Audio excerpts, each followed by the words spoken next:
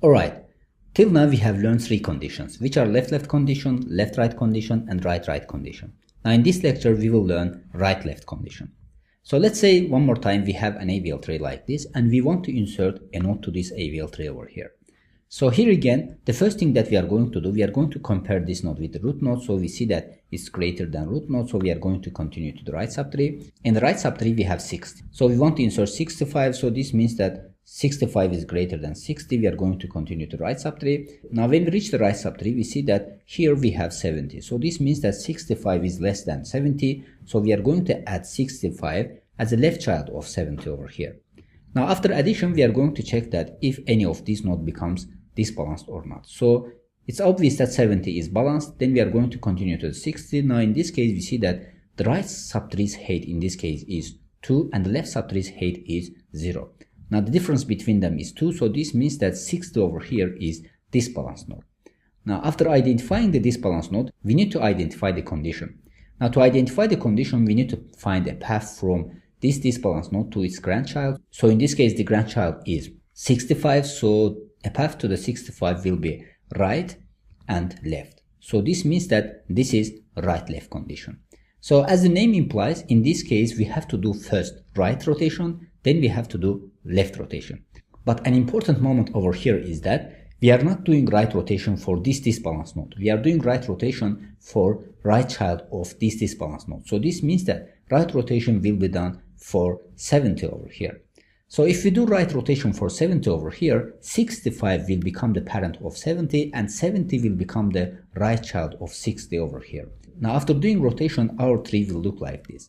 Now after finishing right rotation, the next step is we have to do left rotation. Now in this case, left rotation will be done for the disbalanced node itself. So in this case, disbalanced node is 60. So this means that we are going to do left rotation for 60 over here. Now whenever we are doing a left rotation in this case, 60 will become left child and the 65, which is right child of 60, will become the parent of 60 over here. So if we do the left rotation, it's going to be like this. Now after doing left rotation, we can easily check that if this AVL tree is balanced or not. So here we can easily see that all nodes confirm with the property of the AVL tree. So this means that this is balanced AVL tree. So it's very clear from its name that here we are doing right rotation first, then the left rotation. Now let's look at the algorithm of right and left rotations over here. Now here we have right rotations algorithm and here we have left rotation algorithm. Now let's see how this is working in practice. So we are going to visualize them to understand it very carefully.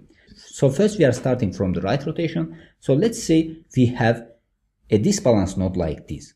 So in this case, we can easily identify that this is right-left condition because a path from this disbalanced node to its child is one step right, then left. So this means that this is right-left condition. So in case of right-left condition, we are doing first right rotation for the right child of this balanced node, then we are doing left rotation. So this means that the right child of this disbalanced node is 40, so we are going to do right rotation for this 40 over here. So we are going to call this algorithm for 40 over here. Now the first step is we are creating new root node based on this balanced node left child. So as we mentioned, we are going to run right rotation for only this part of tree. So the left child of this disbalanced node 40 is 35. So this means that new root will be 35.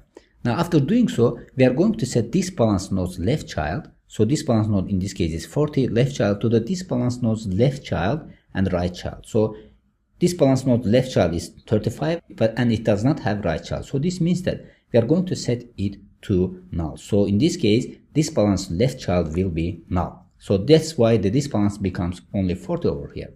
Now after doing so, we are going to update new root's right child to this balanced over here. Now after update, we can see that new root's right child becomes like this. So 40 becomes new root's right child. So after this right rotation, our disbalanced node, which is 30, becomes like this. Now after doing so, the next step is we need to do left rotation. So let's see how left rotation algorithm works in this case. Now in this case, as we mentioned, our disbalanced node becomes like this. So here we have to do left rotation. Now whenever we are doing left rotation, the first step is we are creating new root node based on this balanced node's right child. Now this balanced node's right child is 35 and it has a right child of 40. So this means that new root will be this part. So in the new root, we will have as a root node 35 and the right child 40 over here. Now the next step is we are setting this balance right child. So in this case, this balance node is 30, and we are setting right child, this balance nodes right child and left child. So in this case, you see that in the right child, we don't have left child. So this means that we are going to set this balance right child to null. So after setting it null, it becomes like this. So this balance becomes only 30. Now in the third step, we are setting new roots left child to this balance node over here. Now after setting it, it's going to be like this. So in the new root, we have 35 as a root and 30 as a left child and 40 as a right child over here. Now after doing so, we are going to update this balance and new roots height. Now after completing the second step over here, you can easily see that this node over here becomes balanced. So this means that in case of right left condition, first we have to do right rotation for the right child of this balance node, then we are going to do left rotation for the this balance node. After completing this step, this node becomes balanced. Now the time and space complexity for this method over here is also O1, because in this case we are just doing some assignment statements over here, and this is not time consuming operation over here. And the space complexity is also O1 because in this case we have not performed any space consuming operation over here. So that's why the space complexity is O1. Now with this we have come to the end of this lecture. So with this lecture we have completed 4 conditions that we have in case of inserting a node in AVL3. Now in the next lecture, let's combine these conditions together to see them in real example and see how they are working in practice. So see you in the next lecture.